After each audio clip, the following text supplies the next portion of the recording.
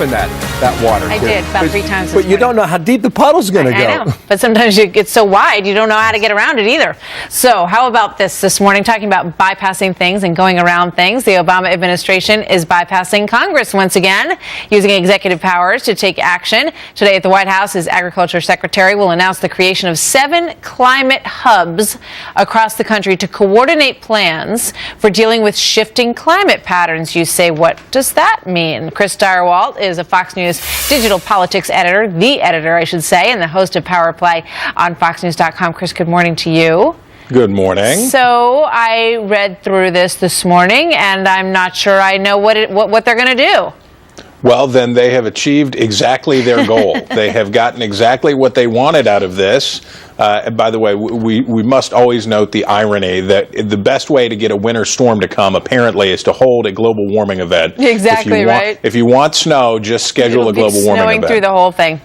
Exactly. What is basically happening today is not a lot. What's happening today is the president promised that he would take bold executive action on the list of issues that are important to him and his political base, issues on which he has been substantially stalled. What's coming out today is the fact that they're going to have essentially people who from the country will know what I'm talking about. They're going to open extension offices so that farmers can talk about what kind of weevils will eat their wheat. If the global climate changes in this way or that way. There's not a lot to this. That's existing funds, and it's not a big deal. But it looks busy. It looks active on an issue that is very important to the president's base, and on which they will soon be disappointed, as the president seems likely to approve an oil pipeline from Canada. So you think it's a little bit of, we'll give you this with this hand, and hope that you don't notice what we're doing with the other hand, and that you're not too unhappy about it, right?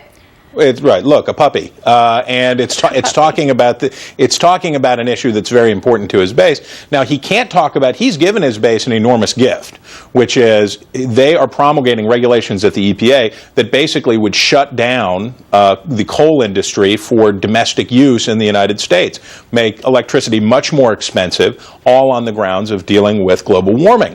He can't talk about that though because that's a toxic issue in battleground states this election cycle. But this sounds nice, it sounds active, they're helping farmers who could be against that. So this is sort of a gap shot play for a president who wants to tout his executive authority, can't tout the executive authority he's really using, but needs to look busy. And the farmers are also getting the subsidies that they wanted. And in his budget proposal in 2014, he said that it really wasn't necessary anymore, given the 13% growth rate for the farms in 2013, right? So that's another big plus in that regard. Catfish studies are very important if you care about catfish, I suppose, and all of that dough, so on we go. I remember the president talking about the 3 different divisions that handle salmon and how ridiculous it was, and it seems like we're still kind of watching the salmon in 3 different ways. Chris, thank you very much.